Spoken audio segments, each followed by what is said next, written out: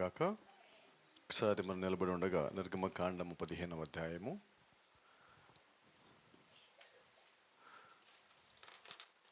నిర్గమకాండం 15వ అధ్యాయము 26వ వచనంకి మనం పరిశుద్ధ గ్రంథం తిప్పుదాం.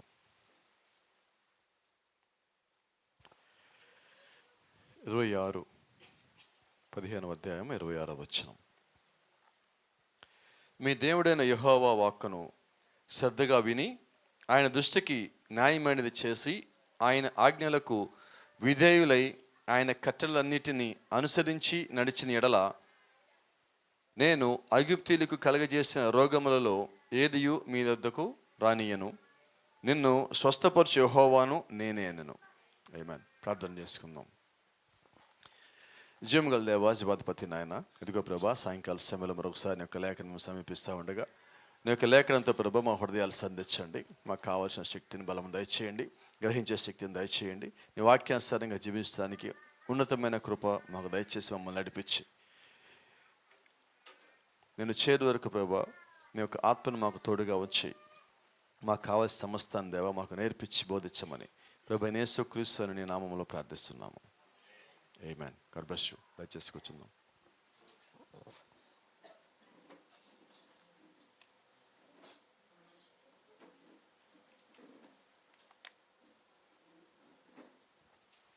Praise the Lord. హల్లెలూయా. లేఖనం సెలవిస్తాను, ఒకసారి చూద్దాం.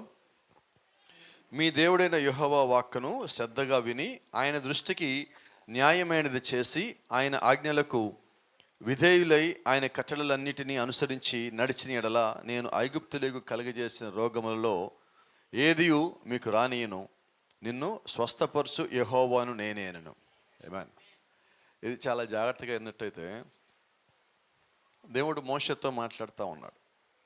మోషేకి ఆయన చెప్తున్నాడు, ఈ ప్రజలను నడిపించినంత కాలం, నడుస్తూ ఉన్నప్పుడు వారి గమ్యము చేరువంత వరకు నేను వారికి దేవుడై ఉంటాను, నేను వాళ్ళు నడిపించే దేవుడిగా ఉంటాను. ఈ సమయంలో అంటున్నాడు, మీ దేవుడైన యెహోవా వాక్కును శ్రద్ధగా విని ఆయన దృష్టికి న్యాయమైనది చేసి ఆయన ఆజ్ఞలకు విధేయులై ఆయన కట్టలన్నిటినీ అనుసరించి నడిచిన ఎడల. అంటే దేవుడు బైబిల్లో ఏదైతే చేయమని చెప్పాడో మనం అవన్నీ చేస్తూ ఉన్నప్పుడు దేవుడు మనల్ని దీవించేవాడిగా ఉన్నాడు, కాపాడేవాడిగా ఉన్నాడు. దీంట్లో మనం ఏ ఒక్కది పక్కకు తొలగినా కానీ ఏం జరుగుతుందంటే దేవుడు మన మీదకి కష్టాలని లేదా శ్రమలని శోధనలని వీటిని అనుమతించేవాడుగా ఉన్నాడు, మనం లోబడటానికి. అవి కూడా చూడండి, దేవుడు కొన్నిసార్లు మనకి వ్యాధులు ఇచ్చేది, బాధలు ఇచ్చేది ఆయనకి లోబడమని, ఆయన దగ్గరికి రమ్మని.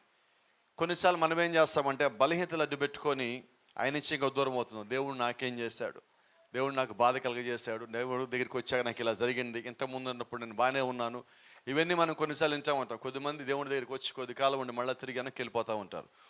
అయితే ఈ కాల వర్తమానం ఒక మాట చెప్తుంది, అసలు దేవుడి దగ్గరికి ఒకటి రావటము తిరిగిపోవటమే లేదు. వస్తే దేవుడి లోపల ఉండేవాడు వచ్చినట్టు. అంటే వాడు రాలేదని కొద్ది కాలం ప్రయత్నం చేశాడు రావాలని, అయితే రాలేడు. బైబిల్ కూడా చెప్తా ఉన్నది, బలవంతంగా ఎవరిని మీరు క్రైస్తవులు చేయలేరు. నిజమైన మాట.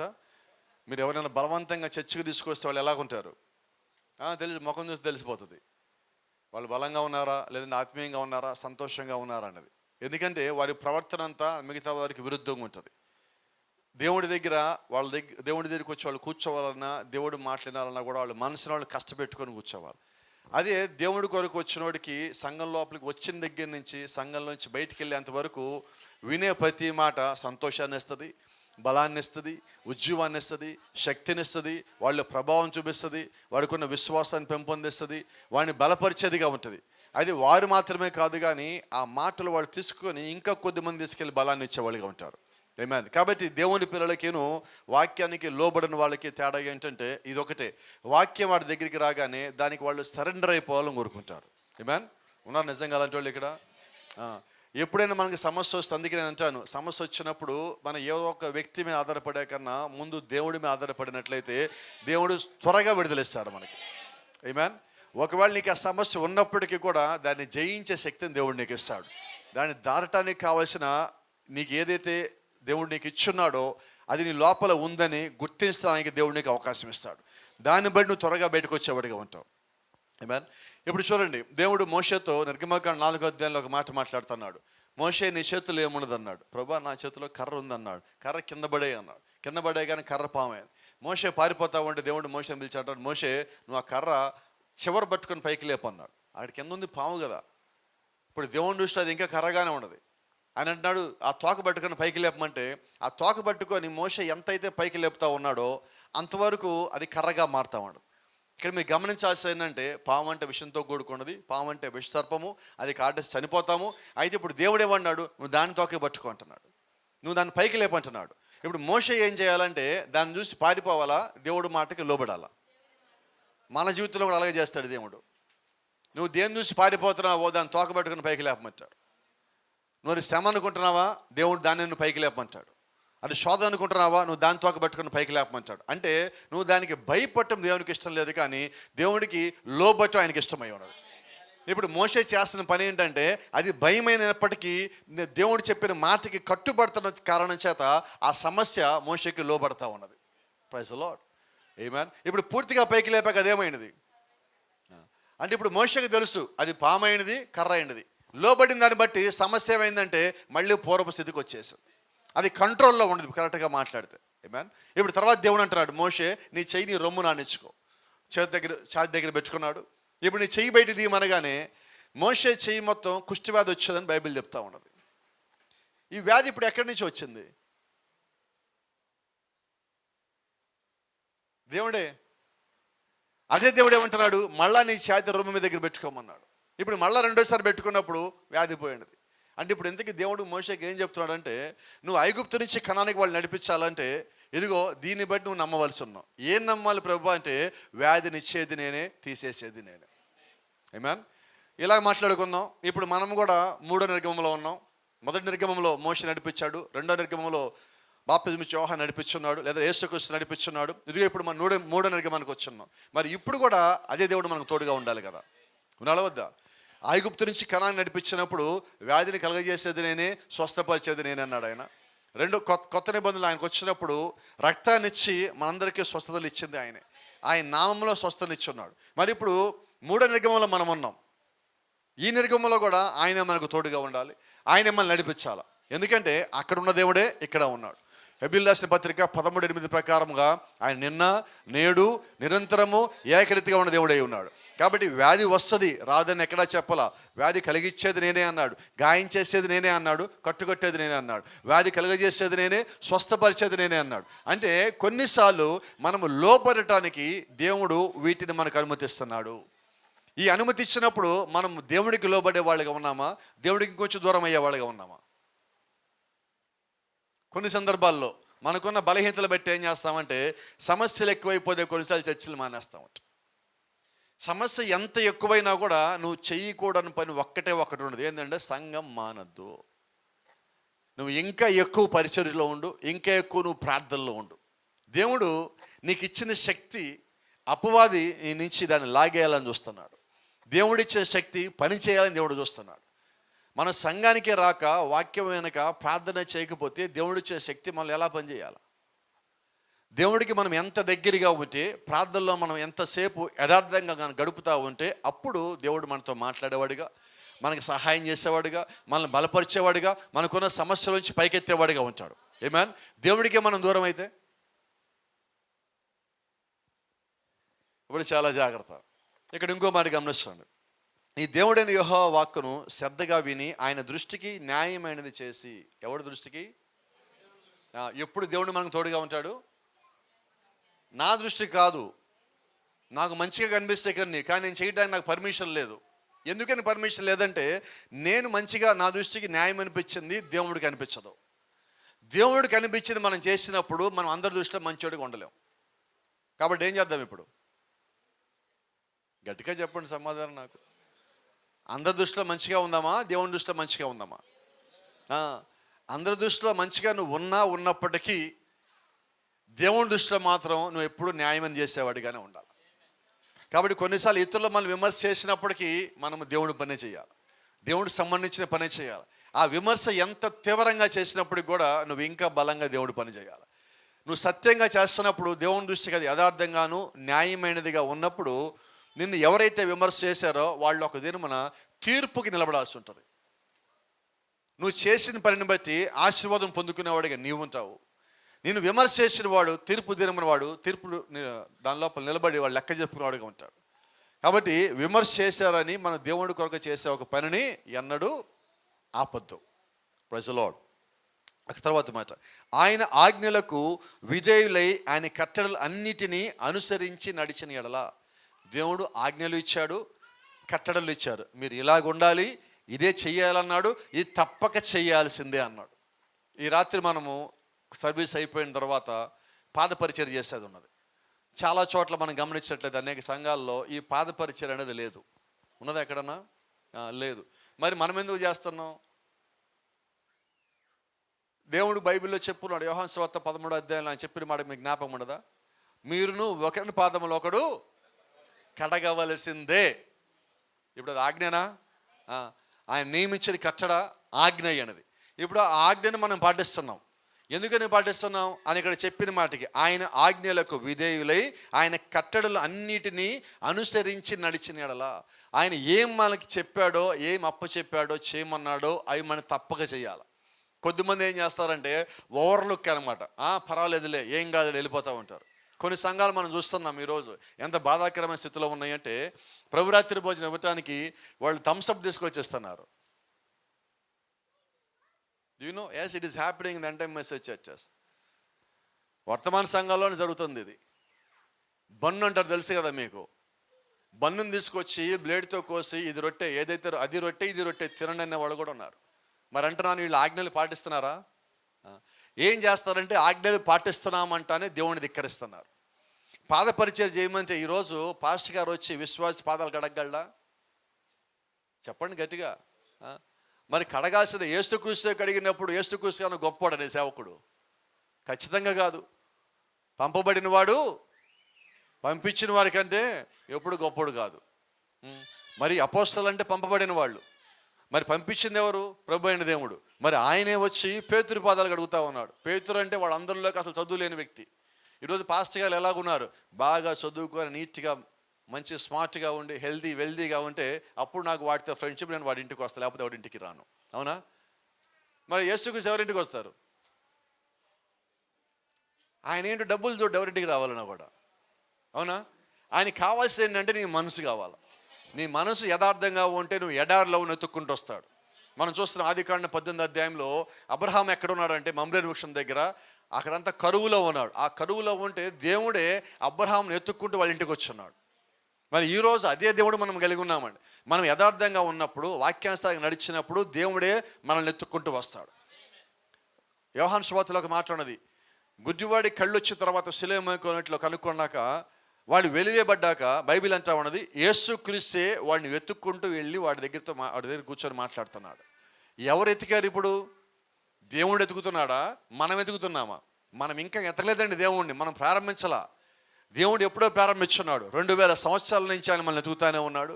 భూమి మీదకి వచ్చిన మొదలుగా ఆయన ఎతుకుతానే ఉన్నాడు. ప్రతి దినము ప్రతి సమయంలో మన సంతోషంగా ఉన్న, బాధలో ఉన్న, ఇబ్బందులో ఉన్న, ఓడిపోయే సంస్థలో ఉన్న, ఏ స్థితిలో ఉన్నప్పుడు కూడా దేవుడు ఏదో రకంగా నేను నీతో పాటు ఉన్నాను అని ఒక రుజువును మనకి ఇస్తున్నాడు, మనకి బలాన్ని ఇస్తా ఉన్నాడు. అయితే మనం ఆయన గమనించట్లా, ఆయన దాటి మనం పోతా ఉన్నాం. ఆయన చూడకుండా మనం కొన్నిసార్లు ముందుకు వెళ్ళిపోతా ఉన్నాం. దేవుడు ఆశిస్తుంది ఏంటంటే మనము ఆయన్ని గుర్తించాలి. రెండోది, మనల్ని మనము ఆయనలో గుర్తించుకోవాలి. ఆమేన్. క్రీస్తుతో పాటు మనం గుర్తించబడినప్పుడు నిశ్చయంగా మన నిత్యరాజ్యానికి వెళ్ళే వాళ్ళం అయి ఉంటాం. ఈ వాక్యం ఎందుకు మనం పాటించాలి? వాక్యం ఎందుకు మనం అనుసరించాలి? ఎందుకంటే దేవుడు చెప్పిన ఆజ్ఞను మనం తీసుకోవాలంటే అది తీసుకునేవారు అందరూ కూడా ఆయనలో భాగమై ఉన్నారు. ఆయనలో భాగమై ఉన్నవారు ఆయనకి దూరంగా ఉండలేరు. క్రీస్తుని కలిగి ఉన్నవారు ధన్యులు. నిజమైన మాట. క్రీస్తుని ఎలా కలిగి ఉండాలి? క్రీస్తు అని పేరు పెట్టుకోవటమా? కొన్నిసార్లు మన ఇంటికి పేరు పెడతాం, ఈ ఇంటికి గట్టిగా చెప్పడమ్మా అంటే అయిపోద్దా? అలా బోర్డు పెట్టేసుకుంటే ఆయన ఇంటికి అధిపతి అయిపోతాడా? కాడండి. ఎప్పుడు అవుతాడంటే నీ హృదయంలో అది ఉంటే అవుతాడు. కాబట్టి ఈరోజు ఏమన్నా ఇంట్లో పెట్టు, నేను కాదంటలా. నువ్వు వాక్యం ఇల్లంతా పెట్టు, సంతోషమే. అయితే ఇంట్లో ఇల్లంతా వాక్యం ఉందని నువ్వు సంతోషపడిపోయి ఆగిపోతున్నావా? నీ హృదయం లోపలికి దేవుడిని తీసుకుంటున్నావా? నువ్వు ఇంటి మొత్తం పెట్టకపోయినా పర్వాలా, నీ హృదయంలో దేవుడు ఉండాలా. ఏమే? నీ హృదయం నిండా దేవుడు ఉండాలి. ప్రతిసారి నువ్వు ఎక్కడికి రావాలంటే నీకు అవసరం ఉన్నా లేకున్నా నువ్వు ముందు ప్రభు దగ్గరికి రావాలి. ప్రతి దినము నువ్వు ఆయన పాదముల దగ్గర కొంత సమయం గడపాలా. ప్రతి దినము ఆయనతో నువ్వు మాట్లాడి సహవాసం కలిగి ఉండాలా. ప్రతి దినము నువ్వు ప్రార్థిస్తూ ఉన్నప్పుడు ప్రభు నీ ప్రార్థన ఆలకించి రుజువులు సాక్ష్యములు ఇచ్చే స్థితిలో నువ్వు ఎప్పుడు నిలబడాలా. ఆయనతో నువ్వు సమయాన్ని గడుపుతూ ఉన్నప్పుడు నీకు పోయినసారి కూడా చెప్పున్నా, నువ్వు దేవుడితో సమయాన్ని గడుపుతూ ఉన్నప్పుడు నీ జీవితంలో మొట్టమొదటి జరిగే సంఘటన ఏంటో తెలుసా? మొట్టమొదటి సంగతి ఏంటో తెలుసా? నీ నోరు శుద్ధీకరించబడుతుంది. మొట్టమొదటిగా మనం పొద్దున్న నుంచి రాత్రి దాకా క్రీస్తు గురించే మాట్లాడుతూ ఉంటే ఒక నెల రోజులు సంవత్సరం మాట్లాడిన తర్వాత నువ్వు ఎవరి గురించి తప్పుడు మాటలు మాట్లాడలేవు, ఎవరి గురించి నువ్వు దూషించలేవు, నీ నోట్లోంచి బూతులు రావు, జోకులు రావు. ఏం జరిగినదంటే నువ్వు క్రీస్తు గురించి మాట్లాడుతున్నావు. ఆమేన్. కాబట్టి గమనించండి, సంఘానికి తరచుగా రాకపోయినప్పుడు జరిగే సమస్య ఏంటంటే ఇదే. తరచుగా రాకపోవడం వల్ల ఏమవుద్దంటే వాళ్ళ భాష అంతా బయటగానే ఉంటుంది, వాళ్ళ ఆలోచనలు మొత్తం బయట విధానంగానే ఉంటాయి. ఎందుకని తరచుగా మన సంఘానికి రావాలి? ఎందుకని ఈ కాల వర్తమానం అంటుంది ఒక ఆదివారమే చర్చకొచ్చి మళ్ళీ ఆదివారమే చర్చకొచ్చేవాడు ఆయన అంటున్నాడు అసలు విశ్వాసే కాదన్నాడు. మరి మన సంగతి ఏంటి? ఇప్పుడు నేను చాలాసార్లు చెప్తా ఉంటా, మన అమ్మాయిల ఇంటికి వెళ్ళే వాళ్ళు ఊరు వెళ్ళి, అమ్మ ఆదివారం వస్తున్నారు మీరు, మళ్ళీ ఆదివారం వస్తున్నారు, ఈ మధ్యలో రావట్లేదు, దాని బదులు దగ్గర లేదు నుండి చర్చుకుంటే పోవచ్చు కదా అని అడిగా. పాస్టర్ గారు ఏమైనా కానీ మేము మాత్రం వచ్చేదే ఏమంతే చెప్పారు నాకు. ఇక్కడ బాధ ఏంటి? మీరు వారం మధ్యలో కూడా అటెండ్ అయితే కదా మీరు శక్తి బలం పొందుకునేది. ఇలా లేనప్పుడు ఏమవుతామంటే మనం ఒకడికి వెనకేస్తాం కదా. అలా చెప్తా ఉన్నా, కనీసం మీరు ఆన్లైన్లో వచ్చి తింటా ఉండండి.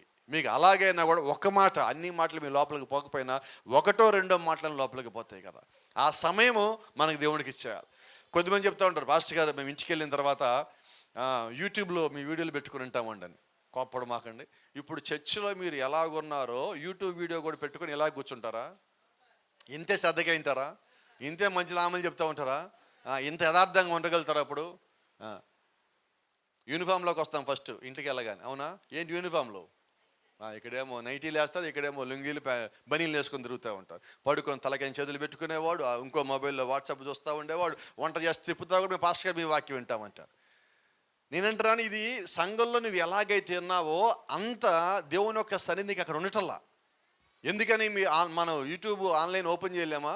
లైవ్ ఓపెన్ చేయలేమా అంటే ఓపెన్ చేయగలం. ఇదిగో ఇలాగే ఉంటుంది. ఎందుకంటే పాస్టర్ గారు మనం చూడటంలా కదా. మనం ఎట్టని భక్తులు అంటే పాస్టర్ గారు మనం చూస్తావు, నేను సరిగ్గా ఉంటాను, అంతేనా? నేను గతంలో హిందూ నుంచి ఇటుగా మారున్నా. అక్కడ పరిస్థితి ఏంటంటే దండం పెట్టమంటే విగ్రహం ఎక్కడ వెతుకుతాం. ఎందుకని? అది ఉంటే కానీ నాకు దండం పెట్టాలని ఆలోచించి భక్తి బయటికి రాదు. మరి ఇప్పుడు క్రైస్తవులు మన పరిస్థితి ఏంటి? విగ్రహం కనిపించాలా మనకి? పాస్టర్ గారు కనిపించాలా భక్తి రావాలంటే? ఈరోజు పాస్టర్ గారు విగ్రహాలు అయ్యారన్నమాట. పాస్టర్ గారు ఉంటే భక్తి మన లోపలికి బయటకు వస్తుంది. ఈ భక్తి మనకు వద్దండి.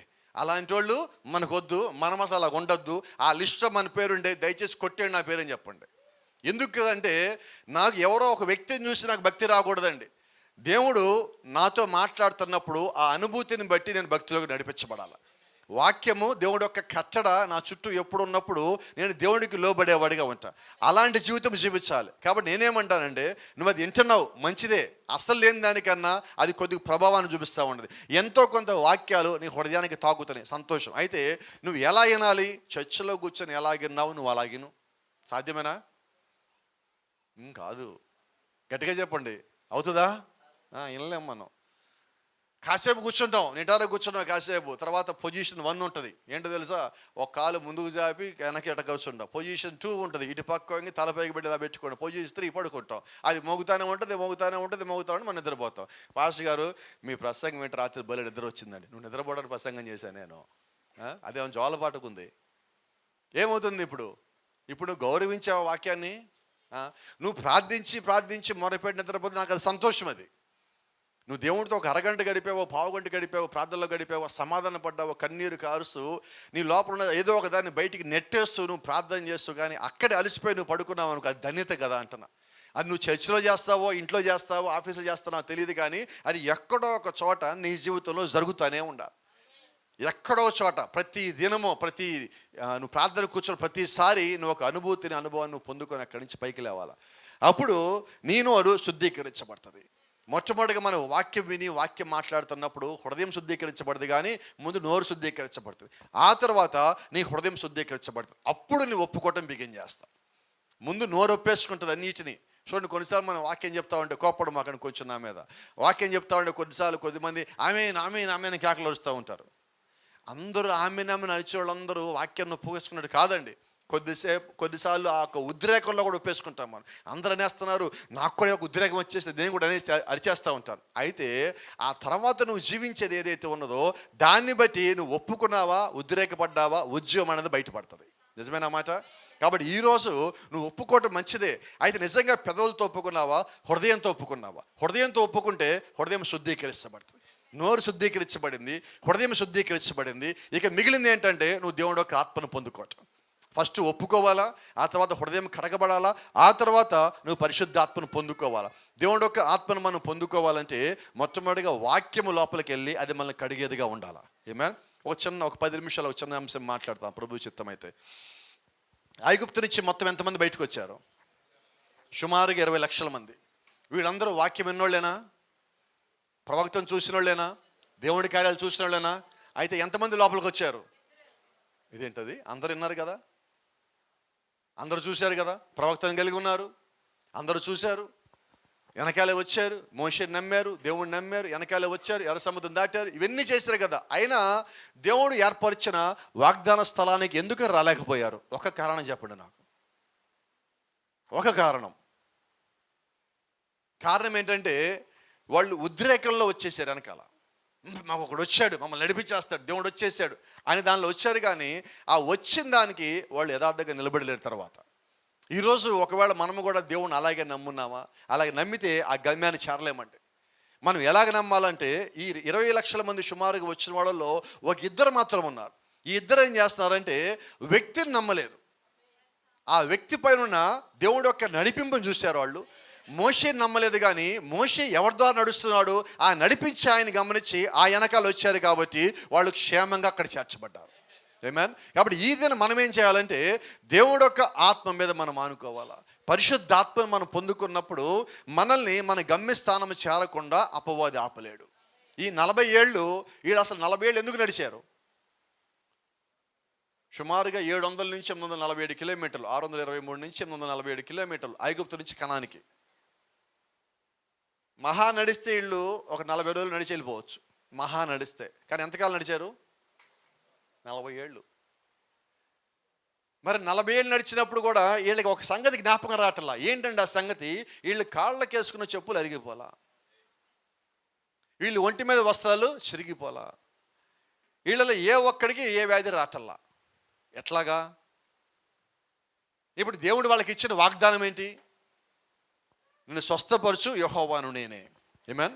నిన్ను స్వస్థపరచు యెహోవాను నేనే, నీకు ఏ వ్యాధి రాదు. మోషే దగ్గరికి ఏ ఒక్కడు ఎందుకు రాలా? వచ్చి ఇప్పుడు మోషే దగ్గరికి వచ్చి, మోషే నా గురించి ప్రార్థన చేయి, నాకు అనారోగ్యం ఉందని ఎవడో చెప్పాడు అక్కడ? గట్టిగా చెప్పండి. ఏంటి కారణం? దేవుడు అక్కడ ఉన్న వాళ్ళందరికీ వాగ్దానం ఇచ్చేశాడు. ఆ వాగ్దానానికి లోబడిన వాళ్ళని దేవుడు స్వస్థపరచుకుంటూ ముందుకు పోతున్నాడు. ఇప్పుడు మోషేకి పని ఎక్కువ ఉందా తక్కువ ఉండదా? మోషేకి ప్రార్థన చేసిన పని లేదండి, మొత్తం దేవుడు నడిపిస్తూ ఉన్నాడు. నేనంటున్నా ఈ దినము అదే దేవుడు మనల్ని నడిపిస్తూ ఉన్నాడు. అయితే మనం ఏం నమ్మాలంటే ప్రోక్షించబడిన రక్తాన్ని మనం నమ్మాలా. క్రీస్తు రక్తము ఇంకా పనిచేస్తూ ఉన్నది. ఆయన నేను స్వస్థపరచు యెహోవా అని అన్నాడు, నేను స్వస్థపరచు దేవుడిని అంటున్నాడు. ఆ దేవుడు ఈ దినము కూడా స్వస్థపరచు దేవుడే. ఎప్పటి వరకు ఆ స్వస్థపరచు దేవుడు? రెండో రాకడలో క్రీస్తు మన దగ్గరికి వచ్చి మనం తీసుకుని వెళ్ళేంత వరకు, ఆ రెండో రాకడలో మనం ఆయన కలిసేంత వరకు కూడా ఆయన స్వస్థపరచు దేవుడై ఉన్నాడు. ఎందుకనంటే ఇంకా ఇప్పటికి కూడా యేసుక్రీస్తు యొక్క రక్తము ఆ సింహాసనం మీద ఉన్నది. ఏ సింహాసనం మీద ఉన్నదంటే అది పరలోకమందు ఉన్న సింహాసనంలో ఉన్నది. ఆ సింహాసనం రక్తం ఉంటే ఏంటంటారా? అక్కడిగా రక్తం ఉంటే దాని పేరు కృపా సింహాసనము. ఆ రక్తము కృపా సింహాసనం ఉన్నంత వరకు మనకి భూమి మీద స్వస్థతలు ఉంటానే ఉంటాయి. ఆ కృపా సింహాసనం నుంచి క్రీస్తు లేచి కిందకు దిగి వచ్చాడంటే అక్కడ రక్తం తీసివేయబడుతుంది. ఆ రక్తం తీసివేయబడినప్పుడు అదే సింహాసనము తీర్పు సింహాసనంగా మారుతుంది. ఏమన్. ఇప్పటికి రక్తం ఇంకా అక్కడే ఉన్నది, రక్తం మాట్లాడుతూనే ఉన్నది, ఆ రక్తం స్వస్థిస్తున్నది, విడుదలిస్తున్నది. గొప్ప ఘనమైన అద్భుతమైన ఆశ్చర్యమైన సాక్ష్యములు దేవుడు రక్తం ద్వారా ఇస్తానే ఉన్నాడు.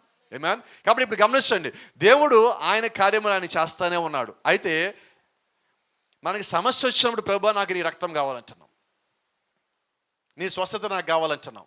మిగతా సమయంలో ఏమో బలంగా రావట్లేదు నాకేమి ఇరుపూట. మనకి అనారోగ్యంగా ఉన్నప్పుడు డాక్టర్లు కష్టం అని చెప్పేసినప్పుడు మనం చేసే ప్రార్థన ఎలాగుంటుంది? మన ఇంట్లో ఎవరికన్నా ఇంక అసాధ్యం, వీళ్ళు బతకరు అని చెప్పేశాక మనం ప్రార్థన ఎలాగ చేస్తాం? వాళ్ళు మనకి ఇష్టమైన వాళ్ళు అయితే ప్రార్థన ఎలాగుంటుంది? భారంగా ఉంటుందా? ఎంత భారంగా ఉంటుంది? అప్పుడు నీ దగ్గరికి వచ్చి ఎవడన్నా నీకు ప్రార్థన చెయ్యి అని చెప్పాలా? వచ్చేప్పుడు మనం చెప్పాలి, నువ్వు ప్రార్థన చేయట్లే, కనీసం ఒకసారి ప్రార్థన చేసుకో, అరగంటనే చేసుకో, పొద్దున్న లేవగానే ప్రార్థన చేయాలి, ఎలాగంట లేచేయకూడదు అని అంటానే ఉంటాం. కానీ అప్పుడు ఎవరన్నా నీకు ఆ మాట చెప్పాల్సిన పని వస్తుందా? మనం ఎంత యథార్థంగా చేస్తున్నాం ప్రార్థన. అయితే నీ ప్రార్థన ఇక్కడ సంగతి ఏంటంటే, నువ్వు నిజంగా ఆ సమయంలో అయినా మారి కానీ ప్రార్థన చేస్తే ఆ ప్రార్థన కూడా దేవుడు దీవిస్తాడు. ఆయన నీ ప్రార్థన వినను అంటల్లా, వింటానంటున్నాడు. అయితే ఆ ప్రార్థన చేసిన తర్వాత కూడా నువ్వు అలాగా జీవిస్తే నీకు మళ్ళా అంత భారంగా ప్రార్థన చేయాల్సినంత అవసరం రానికుండా దేవుడు ఆపగలడు. Praise the Lord. ఆమేన్. ఇక్కడ గమనించండి, ఆయన ఐగుప్తు నుంచి బయటకు బయలుదేరినప్పుడు వెనకాల దాదాపు 20 లక్షల మందిని, అక్కడున్న జంతువులు కాకుండా మనుషుల వరకు సుమారుగా 20 లక్షల మంది తీసుకుని బయటకు వచ్చున్నాడు. 20 లక్షల మంది అంటే సుమారుగా జనాభా గుంటూరు జిల్లా కన్నా కొద్దిగా పెద్దది. గుంటూరు జిల్లా 19 లక్షల జనాభా ఇప్పుడు విడగొట్టిన తర్వాత. మరి ఇంతకన్నా పెద్ద జనాభాని ఒక్క నడిపిస్తున్నాడు. సాధ్యమవుతుంది అసలు? ఆ చివర ఉన్న వ్యక్తి ఒక ముఖం చూడగలడా మోషే? 5,000 మంది 2,000 మంది దాటితే వెనకాల ఉన్న ముఖం కనబడదు మనకు నిలబడితే. మరి అంతమంది ఆయన నడిపించడం అంటే సాధ్యమేనా? మళ్ళీ అలాగా క్రమముగా నడవాలా? ఏ ఒక్కడు దాంట్లో మిస్సింగ్ లేదు, డ్రాప్ అవుట్ లేదు. మనకి ఉదయం చర్చికో సాయంత్రం చర్చిలో మనం కనబడం, కానీ అక్కడ 40 ఏళ్ళు ఒక్కడు కూడా మిస్ అయింది లేదు. ఎందుకనంటే వాక్యానుసారంగా వాళ్ళు ముందు చూసి ఒక మాదిరిని పెట్టుకొని పోతున్నారు. అయితే వాళ్ళు ఎంతసేపటికి ఏం చేస్తారంటే ఒక మానవ శరీరాన్ని ఆధారం చేసుకొని పోతున్నారు. ఎందుకు వాళ్ళు ఫెయిల్ అవుతున్నారు? వాక్యమే వింటున్నారు, వాక్యమే నమ్ముతున్నారు, అయితే మనిషిని చూస్తున్నారు. వాళ్ళు ఇలా చెప్పలేదా? మోషే 40 రోజులు మేఘంలోకి వెళ్ళినప్పుడు వాళ్ళు అహరోను దగ్గరికి వచ్చి అంటున్నారు, అయ్యా అహరోను, మమ్మల్ని ఐగుప్తుని తీసుకొచ్చిన మోషే ఏమాయనో మాకు తెలియదు, ఇప్పుడు మాకు దేవుడు కావాలా, మమ్మల్ని నడిపించిన దేవుడు మాకు కావాలా. ఏం చేశారు ఇప్పుడు? అహరోను ఏమంటాడు, మంచిదైతే మీ అందరి దగ్గర బంగారం తీసుకొచ్చేయండి. తీసుకొచ్చి ఏం చేయాలా? మొత్తం పోద్దాం, దేవుడు వచ్చేస్తాడు దానిలో నుంచి. మొత్తం అంతా తీసుకొచ్చి అగ్నిలో పడేశారు. ఒక రూపం వచ్చింది. ఏ రూపం? వీళ్ళు నడిపించింది ఎవరు? ఐగుప్తు నుంచి వీళ్ళు నడిపించింది ఎవరు? దూడ నడిపించిందా? నడిపించింది ఎవరు? అసలు ఐగుప్తు నుంచి మోషే నడిపించాడా, దేవుడు నడిపించాడా? ఇప్పుడు వాళ్ళు ఏమంటారు, మమ్మల్ని నడిపించిన మోషే ఏమాయనో అంటే వాళ్ళు ఎవరిని చూసినట్టు? ఎందుకు దేవుడు వాళ్ళు తప్పించాడు? ఇప్పుడు వాళ్ళు మోషేని చూడాల, మోషేని చూస్తే వాళ్ళు అక్కడే ఆగిపోవాలా. వాస్తవంగా మోషేని చూసి కూడా అవతలకు కూడా వచ్చారు. అయితే దేవుడు ఏం చేశారంటే మోషేని చూసినప్పటికీ వాళ్ళని కొందరు నడిపించి వాళ్ళని అక్కడ ఆగిపోయాడు 40 రోజులు. ఈ 40 రోజులు ఆపగానే ఏమైంది? మొత్తం మారిపోయింది, వర్తమానం మొత్తం మారిపోయింది. అక్కడ అర్థం కావట్లేదు వీళ్ళకి ఎవరు నడిపించారన్నది. అలాగే ఈ కాలం వర్తమానంలో కూడా దూత రంగమే చెల్లిపోయిన తర్వాత రకరకాల బోధలు బయటకు వచ్చినాయి. ఎవడి బోధ అడిష్టం. ఎందుకంటే మమ్మల్ని నడిపించింది ఎవరు అంటే ఒక మనిషి మమ్మల్ని నడిపించడానికి వచ్చారు. మనుషులు మనల్ని నడిపించలేదు, మనల్ని నడిపించింది దేవుడై ఉన్నాడు. ఇప్పుడు వాళ్ళకి ఏమడుగుతున్నారు? మాకు రూపం కావాలన్నారు. ఆ మొత్తం పొగరుతో దాన్ని కాల్చినప్పుడు ఏమొచ్చిందంటే ఒక దూడాకారం వచ్చింది. ఆ దూడను పెట్టుకొని పూజలు బలులు ఇవ్వడం బిగిన్ చేశారు. ఇప్పుడు బలులు ఎవరికి ఇవ్వాలి? యెహోవాకి ఇవ్వాలా? ఆయన అంతకుముందు ఆల్రెడీ ఒక మాట చెప్పున్నాడు. ఏ మాట చెప్పున్నాడు అంటే, నేను తప్ప వేరొక దేవుడు మీకు ఉండకూడదు, నేను ఒక్కడనే దేవుడును. ఇప్పుడు వీళ్ళు ఏం చేశారు? ఆయన దేవుడు ఉండగానే వీళ్ళు ఇంకో దూడని చేసుకొని దేవుడు పెట్టుకున్నారు. అంతేనా? మరి ఈరోజు మనం చూస్తూ ఉన్నాం, ఎక్కడికక్కడ విగ్రహాలు వచ్చినాయి, స్త్రీలు వచ్చినాయి, మరియం బొమ్మలు వచ్చినాయి, ఫోటోలు వచ్చినాయి, దండాలు పెట్టుకోవడం పెరిగిపోయింది. మరి ఇప్పుడు దేవుడు ఏమంటాడంటే అదే దేవుడు ఈ దినము రోషం కలిగిన దేవుడు అయి ఉన్నాడు. ఆయన రోషంలో ఎటువంటి మార్పు లేదండి. ఆయన అంటలేదా ఐఎమ్ గాడ్ ఆఫ్ జలస్, నేను రోషం కలిగిన దేవుడిని అంటున్నాడు. ఆయన్ని ఆరాధించడానికి మనం భూమి మీదకి వచ్చినట్లయితే ఆయన్నే మనం ఆరాధించాలా. తప్పిపోవటానికి కారణాలు ఏంటంటే ఆయన చెప్పిన దానికి లోబడకపోయిన దాన్ని బట్టి దేవుడిని తప్పిస్తూ ఉన్నాడు. అయితే లోబడిన సమయంలో దేవుడు మళ్ళీ దీవించేవాడిగా ఉన్నాడు, సరైన క్రమంలో పెట్టేవాడిగా ఉన్నాడు. ఇందా మనం చెప్పుకున్నట్టుగా 623 కిలోమీటర్ల దగ్గర నుంచి 847 కిలోమీటర్లు ఐగుప్తు నుంచి కనానికి 2-3 మార్గాల్లో కానీ మనం వచ్చినట్లయితే మరి 40 రోజులు వెళ్ళగలరు కదా. వీళ్ళు ఎంతకాలం నడిచారు? ఎందుకు నడవాలి 40 ఏళ్ళు? కారణం ఏంటి తెలుసా? దేవుడు వాళ్ళని అక్కడక్కడ తిప్పుతా ఉన్నాడు. మీకు ప్రభు చిత్తమైతే ఎప్పుడైనా చూపిస్తాను, వాళ్ళు ఎలా దేవుడిని తిప్పాడో ఆ రూట్ మ్యాప్ చూపిస్తా. ఆశ్చర్యం అంటే ఆశ్చర్యం పోతాం అన్నట్టు. మనం ఇక్కడ నుంచి ఇక్కడికి ఇలా వెళ్ళిపోవాలి. దేవుడు ఇలా తీసుకొచ్చి తిప్పి తీసుకొచ్చి అలా తీసుకెళ్ళాడు. ఇలా వెళ్తే సరిపోను. చెప్పలేదు బైబిల్లో ఒక మాట ఉన్నది, ఇక మీకు తిరిగించాలి కానీ ఉత్తరం తిరగన్నాడు ఆయన. తిరిగి అక్కడ తిప్పుతా ఉన్నాడు. కాబట్టి ఈరోజు నేను అంటున్నా, ఆయన రెండో రాకడ సమయంలో కూడా అలాగే మనల్ని తిప్పుతున్నాడు. ఈరోజు ఆయనకి లోబడేవాళ్ళు కావాలా? ఈ 40 ఏళ్ళలో నిలబడిన వాడు యెహోషువ, కాలేబులు నిలబడ్డాడు. ఈ 40 ఏళ్ళు రాలిపోయిన ఎంతమంది? మోయాబీలు నాట్యాన్ని పడిపోయిన కొంతమంది, తప్పుడు బోధ పడిపోయిన కొంతమంది, అభిరాము కోరహాల దగ్గర పడిపోయిన కొంతమంది, మిరియాము నమ్మి ఆగిపోయిన కొంతమంది. ఇదందరూ కూడా దేవుడు ఫిల్టర్ చేసుకుంటూ వస్తున్నాడు. అలాగే ఈ దినం కూడా వాక్యానికి లోబడే వాళ్ళని దేవుడు కాపాడుకుంటూ వస్తున్నాడు. లోబడకుండా ఉండే వాళ్ళని దేవుడు తొలగించుకుంటా వస్తూ ఉన్నాడు. అయితే ప్రయాణం మాత్రం ఆగలేదు. ఆయన వచ్చేదాకా దేవుడు మనల్ని నడిపించేవాడై ఉన్నాడు. ఇంతట్లో కూడా దేవుడు ఏం చేస్తారంటే, ఆయన స్వస్థత చేయకుండా లేడండి. విష సర్పాలు నంపించింది ఎవరు? ఐగుప్తు నుంచి కనానికి వచ్చేటప్పుడు 3000 మంది మరణించడానికి కారణమైంది ఎవరంటే దేవుడు కాదండి. విష సర్పాలు పంపేలాగా ప్రజలు చేస్తున్నారు. దాని కొరకు దేవుడు వాటిని పంపించాడు. అయితే అదే సమయంలో మళ్ళీ మేము వాక్యానికి లోబడతామని మోషే దగ్గర రాగానే, మోషే ప్రార్థన చేయగానే దేవుడు వాటిని ఆపేస్తున్నాడు. ఆమేన్. అంటే ఇప్పుడు దేవుడు వినేవాడిగా ఉన్నాడా లేదా? ఒకరోజు మోషే దేవుడి దగ్గరికి వెళ్ళి అంటున్నాడు, ప్రభువా అసలు వీళ్ళంతా నేనే కన్నానా? నాకెందుకు ఈ శ్రమ? నాకెందుకు ఇది? అవునా? ఒక పాస్టర్ గారు అంటారు, నాకు ఎప్పటికీ ఆ మాట చాలా బలంగా తగులుతూ ఉంటుంది. ఎర్ర సముద్రాన్ని కాలికి తడి తగలకుండా దాటేసిన మోషే మాత్రం పరిచర్యలో కన్నీరు లేకుండా పరిచర్య ముగించాల. నిజమేనా మాట? అంటే కన్నీరు ఉంటుందా ఉండదా భాష గారికి? ఎవరికి ఉంటుందంటే యథార్థంగా ఉండే భాష గారు. శపించే వాళ్ళకి ఉండదండి. శపించే వాళ్ళకి ఎదురు కన్నీళ్ళు పెడితే సంతోషం. మనం ఏం చేస్తున్నాం? ఇక్కడ ఏడుస్తున్నాం, ఆత్మలు పోతే ఏమో జారిపోతే, వాళ్ళు బలంగా ఉండాలి, వీళ్ళు బలంగా ఉండాలి, ఆ వ్యాధి రాకూడదు, ఈ వ్యాధి రాకూడదు, దాంట్లో పడిపోకూడదు, సంఘం రాకుండా ఆగిపోకూడదు. ఇది ప్రార్థనలో. మరి మోషే ఏమంటున్నాడు? ఇంకో సందర్భంలో మోషే పోయి, ప్రభువా వాళ్ళ పదులు నన్ను చంపే రాదా అన్నాడు. అడగలేదా పోయి? ఈరోజు ఎవడైనా సేవకుడు అడుగుతాడు మాట, ప్రభువా వాళ్ళని చంపేసే ప్రభా కావాలంటే. సంఘంలో ఎవరైనా చంపేస్తారు, మాటలు చంపేస్తారు, చేతలు చంపేస్తారు. అయితే నిజమైన దేవుడు ఆత్మ కలిగితే ఏం చేయాలంటే, వాళ్ళు చచ్చిపోవటము దేవుడికి ఇష్టం కాదండి. వాళ్ళు మారి దేవుడిలోకి రావడం దేవుడికి ఇష్టమైనది. ఒకటి నశించిపోట దేవుడికి ఇష్టం కాదు. అందుకనే దేవుడు రక్తం ఇచ్చింది. అందుకనే దేవుడు కిందకి దిగి వచ్చింది. మనం నశించిపోవడం ఇష్టమైతే మనం మొత్తం తీసేసి ఆయన కొత్త తయారు చేసుకోలేడా? బైబిల్ చెప్తా ఉండేది, కొత్త భూమి కొత్త ఆకాశం. అలాగే కొత్త మనుషులు చేసుకోలేడు ఆయన? చేసుకోగలడు. కానీ ఆయనకి ఏం కావాలంటే మనమే మారాల. మనం మారాలని దేవుడు ఆశపడతా ఉన్నాడు. దాని కొరకే దేవుడు స్వస్థతలు ఇచ్చింది. దాని కొరకే దేవుడు వ్యాధులు మనం తీసేస్తున్నది. లేదా వ్యాధికి అనుమతి ఇచ్చి దేవుడు అందరం చంపేయచ్చు కదా? చంపట్లేదండి. కొద్దిమంది ఎవరైతే దేవుడి వైపు తిరిగారో ఆయన కాపాడే దేవుడిగా ఉన్నాడు. ఈరోజు ఆయన మన మధ్యలో ఎలాగున్నాడంటే, మనల్ని దీవించేవాడు గాను, కాపాడేవాడు గాను, రక్షించేవాడు గాను, స్వస్థపరిచేవాడు గాను ఉన్నాడు.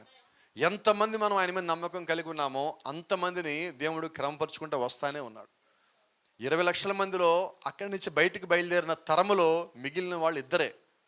మిగతా వాళ్ళందరూ ఉన్నారు, ఇంకా వచ్చిన వాళ్ళు, తర్వాత తరం వాళ్ళంతా ఉన్నారు. దాంట్లో నుంచి నమ్మిన వాళ్ళు ఉన్నారు, వీళ్ళని వెంబడించిన వాళ్ళు ఉన్నారు, జీవితాలు సరి చేసుకున్న వాళ్ళు ఉన్నారు. ఇప్పుడు దేవుడు మనలా కోరుకుంటుంది అదే. మనకన్నా ముందున్న వాళ్ళు సరిగా లేకపోతే ఈ దినము మనం సరిగా జీవించాలి దేవుడు ఆశపడతా ఉన్నాడు. ఈ దినము మనకన్నా ముందున్న సంఘాలు, మనకన్నా వాక్యంలో మేము ముందుకు వెళ్ళిపోయామనుకున్న సంఘాలు, వాళ్ళు ఎంత తప్పిపోయినా తొలగిపోయినా కూడా దేవుడు నా కొరకు నిలబడే ఒక తరం ఉందని దేవుడు కోరుకుంటున్నాడు. ఆమేన్. ఇప్పుడు మనం కరెక్ట్గా మాట్లాడితే ఇది యెహోషువ తరం ఇప్పుడు మనం జీవిస్తున్నది. అనేక మంది చెరిపెళ్ళిపోయిన తర్వాత వర్తమానాన్ని, వాక్యాన్ని ఈరోజు ఉన్నంతలో సత్యవాక్యాన్ని మనం పట్టుకొని మనకి తెలిసిన రీతిలో దేవుడు మనం నడిపించిన విధాల్లో ముందుకు పోతా ఉన్నాం. ఆమేన్. ఇప్పుడు గమనించాను, ఒక చిన్న మాట చెప్తా. ఇప్పుడు నా మీద పెత్తనం పెట్టి నడిపించేవాడు ఎవడు? ఎవరో ఒకరు పేరు చెప్పండి, మీకు తెలిసిన పేరు. ఉన్నారు ఎవరన్నా? ఎవరు లేరు. ఒకవేళ నడిపిస్తే దేవుడు మాత్రం నడిపించాలి. ఇక మనకి ఎవరు పైన లేరు. ఈ వర్తమానం చెప్తుంది, ఈ కాలంది సేవకుడు కన్నా పైన ఇంకెవరు లేరు, ఉన్నది పరిశుద్ధాత్ముడు ఒక్కడే. మరి అదే నిజమైతే ఈరోజు సేవకుడి మీద పరిశుద్ధాత్మ ఉంటే సంఘం మీద అదే ఆత్మ ఉండాలి. అదే ఆత్మ ఉన్నప్పుడు సంఘంలో ప్రేమ కూడా ఉండాలి, ఒకరి పట్ల ఒకరి నమ్మకం ఉండాలి, ఒకళ్ళనొకళ్ళు సరిచేసే విధానంలో ఉండాలి. ఈరోజు మనల్ని సరి చేయకపోతే, నా పక్కన ఉండడం తప్పులు నడిపిస్తావు అంటే సరిచేసేవాడు కానీ లేకపోతే ఇప్పుడు నేను దేవురాజ్యానికి వెళ్తాను అంటున్నా. దేవుని రాజ్యానికి వెళ్ళినప్పుడు మన సంఘానికి వచ్చేందుకు ఇంకా. కాబట్టి జ్ఞాపకం పెట్టుకోండి, ఒకరు నీ సంఘంలో నీతో మాట్లాడుతూ ఉంటే నీ ఆత్మీయమైన జీవితము ఇంకొంచెము ఉన్నతంగా ఎదగాలి, నీ ప్రార్థనా జీవితం ఇంకొంచెం లోతుగా ఉండాలి, నువ్వు నమ్మేది ఇంకొంచెం బలంగా ఉండాలి. నిన్ను ఎవరైనా బలహీనపరుస్తూ ఉంటే నువ్వు చేయాల్సిన మొట్టమొదటి పని వారి నుంచి నువ్వు దూరంగా ఉండు. వాళ్ళు శత్రువుని చేసుకోక్కర్లేదు, వాక్యంలో నిన్ను బలపరిచే వాళ్ళు ఎప్పుడు నీకు కావాలి. వాక్యానుసారంగా జీవించే నీకు, వాక్యానుసారంగా జీవించే వాళ్ళు నీకు స్నేహితులు అయినప్పుడు నీ బలం పెరుగుతుంది, నీ శక్తి పెరుగుతుంది. సమస్య వచ్చింది, కలిసి ప్రార్థన చేసావు, ప్రార్థన చేద్దాం అన్నోళ్ళు మనకు కావాలా? చెప్పండి, ఉన్నాం మనం అసలు అక్కడనా? ఎవరికైనా సమస్య వస్తే ఏం చేయాలా? ఇప్పటికంటున్నా మనం ఎంతో వాక్యం వింటున్నప్పటికీ, ఎంతో కొంత మార్పు చెందినప్పటికీ కూడా మనది కాదుగా సమస్య. ఎప్పుడైతే మనది కాదు కదా అని సమస్య అనుకున్నామో, నేను అంటున్నా ఒక దినం అదే సమస్య నీ దగ్గరికి కూడా వస్తుంది, నీ గుమ్మంలో కూడా వస్తుంది. ఇది శపించడం కాదండి, ముందుగానే మనల్ని మనం తెలుసుకొని సరి చేసుకుందాం అంటున్నా. ఇది గాయపరచడానికి కాదు. మనకి సత్యం తెలియకపోతే మనం ఎలా సరిచేయబడాలా? సరిచేయబడాలంటే ఇతరులకు ఏదైనా బాధ వచ్చిన బైబిల్ అంటా ఉండదు, నీ తోటి సహోదరుడు పడిపోయినప్పుడు నీవు కూడా పడిపోతానేమో అని అతను సరిచేయమంటుంది. పోయి మనలో ఒకటి తప్పులో ఉంటే మనం వదిలేసిపోతే ఏమవుతుంది? దేవుని రాజ్యానికి ఎలా రాగలమండి? దేవుడు యొక్క సన్నిధి ఎలా చేరగలము? ఖచ్చితంగా ఒకళ్ళనొకరు సరి చేసుకోవాలా, ఒకళ్ళనొకరు పరీక్షించుకోవాలా. ఇదిగో మనం ఇప్పుడు ఈ సమయానికి వచ్చున్నాం. ప్రభురాత్రి భోజనం అంటే ఏదో కాదండి, ఒకరినొకరు పరీక్షించుకునే సమయము, ఒకరినొకరు సరి చేసుకునే సమయము, ఒకరినొకరు గద్దించుకునే సమయానికి ఈరోజు మనం వచ్చున్నాం. ఇంకో మాట చెప్తాను, ఎవరన్నా మనం లేదని అంటే మనం ఏం చేస్తామంటే వాళ్ళలో తప్పులు ఎత్తుకుతాం ఫస్ట్. అదేనా మన స్వభావం? మనం ఒకళ్ళు తిట్టారనుకోండి, మనం ఏమెత్తుకుతాం? నీ సంగతి ఏంటి? అయితే నేనంట నీ సంగతి ఏంటి అందుగాని. అయితే ఫస్ట్ వాళ్ళు అన్న దాంట్లో నిజం ఉందా లేదా? నిజం ఉందంటే ముందు నన్ను ఒప్పుకో, ఆ తర్వాత నేను సరి చేసుకుంటా. ఇప్పుడు నీ సంగతి ఏంటో చెప్పు నువ్వు అడుగు. కానీ ఈరోజు నా తప్పు ఉన్నది, ఎదుటి తప్పు చూపిస్తే మనం ఏమంటాం? నా సంగతి వదిలేసే, నీ సంగతి ఏంటో చెప్పు. నాకు దేవుడు సంబంధం, నీకేం సంబంధం? మరి వాళ్ళకి దేవుడికి సంబంధం, నీకేం సంబంధం? అదే మాట ఇద్దరికి పనిచేస్తుంది కదా. కాబట్టి ఇక్కడ చేయాల్సి ఏంటంటే మనం సరి చేసుకుంటూ ఇతరులకు చెప్పినప్పుడు ఇతరులు కూడా వింటారు. వాళ్ళు సరి చేసుకునే విధంగా మనం చెప్పాలా. నాకు తప్పు తెలుసు కదా అని చెప్పి మనం స్వరం మార్చో భాష మార్చో మాట్లాడితే ఏ ఒక్కడు సరి చేసుకోడు. నిజంగా నీకు వాళ్ళని సరి చేయాలని ప్రేమ ఉంటే నీవు వాడే భాషను బట్టి, నువ్వు చూపించే ప్రేమను బట్టి వాడు సరి చేయబడాలి. అలాగే సరిచేసేవాడు దేవుడై ఉన్నాడు, అలాగే సరిచేసేవాళ్ళు ధన్యులై ఉన్నారు. అలాంటి వారు దేవుని యొక్క రాజ్యానికి వచ్చేవాళ్ళు అయి ఉన్నారు. ఆమేన్. కాబట్టి ఈరోజు మనం చేయాల్సిన పని ఏంటంటే, ఐగుప్తు నుంచి వాళ్ళు బయలుదేరిన వాళ్ళు చాలామంది మధ్యలో రాలిపోయి ఉన్నారు, చనిపోయి ఉన్నారు. అయితే లేఖనం అంటా ఉన్నది, ఆయన్ని వ్యతిరేకించే వాళ్ళు మొత్తాన్ని ఆపేసేదాకా దేవుడు వాళ్ళని గమ్యస్థానానికి చేర్చలేదు. ఈరోజు మనం ఎలాగున్నాం? దేవుడి యొక్క రాకడికి నేడో రేపు అనేంత దగ్గరగా వచ్చున్నాం. ఈ కాలంలో ఒకవేళ అదే కారణంతో దేవుడు కానీ మనల్ని ఆపితే మన సంగతి ఏంటి? అక్కడ చదివేశాం, రాసింది చదివేశాం, ఇప్పుడు జరుగుతున్న సంగతి ఏంటి? జరిగేదానికి దగ్గరికి వచ్చున్నాం. రేపు దినమున మనలో ఉన్న చిన్న చిన్న ఏమని పరలోకానికి పోనీయకుండా ఆ ఎత్తబాటు దినమున ఆపేస్తే మరి మన సంగతి ఏంటి? వారు భూ సంబంధంగా ఒక చోట నుంచి ఇంకో చోటుకి వెళ్ళటానికే 40 ఏళ్ళు పెట్టినది. ఇక్కడి నుంచి అక్కడ ప్రయాణం చేయటానికే వాళ్ళు ఎన్నో కష్టాలు, శ్రమలు, శోధనలు ఎదుర్కొన్నారు. మనం భూమి మీద నుంచి పరలోకానికి అంటే పైకి వెళ్ళబోతున్నాం. ఏ సపోర్టు లేని ఆ గాలిలో నిలబడి మనం పైకి వెళ్ళబోతా ఉన్నాం. అంటే మనం ఇంకెంత యథార్థంగా ఉండాలా, ఇంకెంత నమ్మకంగా, ఇంకెంత బలంగా, ఇంకెంత విశ్వాసంగా ఉండాలి. కాబట్టి వాక్యం వినేటప్పుడు మనం పూర్తిగా శ్రద్ధ దానికి ఇచ్చేద్దామని, వాక్యానికి లోబడాలని చెప్పి దేవుని యొక్క వాక్యం సెలవిస్తూ ఉన్నది. వాక్యానికి లోబడటము, వినదాని ప్రకారంగా జీవించటము, అలాగే జీవించినప్పుడు దేవుడు నిన్ను దీవించేవాడికి నేను ఉన్నానంటున్నాడు. కాబట్టి ఆ దీవెలు నాకు కావాలనుకుంటే, ఆ దీవెలు మీకు కావాలనుకుంటే, నీ నాని తేడా లేకుండా ప్రతి ఒక్కళ్ళు మనం వాక్యానికి పరిపూర్ణంగా లోబడే వాళ్ళు ముందుకెళ్దాం. ఆమేన్. ఇప్పుడు మన దేవుడు అవకాశం ఇచ్చాడు ఈ రాత్రి మరొకసారి మన హృదయంలో ఉన్న యథార్థతని బయట తీసుకురావడానికి. మనలో ఉన్న చిన్న చిన్న ఏమన్నా ఉంటే వాటిని విరిచి బయటపడేయండి. అది ముళ్ళు ఎలాగున్నా విరిచి బయటపడేయండి. అది నల్లది ఎంతగా ఉన్నా తీసి బయటపడేయండి. అది నీకు దేవుడికి అడ్డుకాటానికి వెళ్ళలేదు. నీ పక్కనోడికి నీకు సంబంధం తర్వాత, ముందు నీకు దేవుడికి సంబంధం ఎలాగున్నది? ఆయన నీతో మాట్లాడేవాడిగా ఉన్నాడా?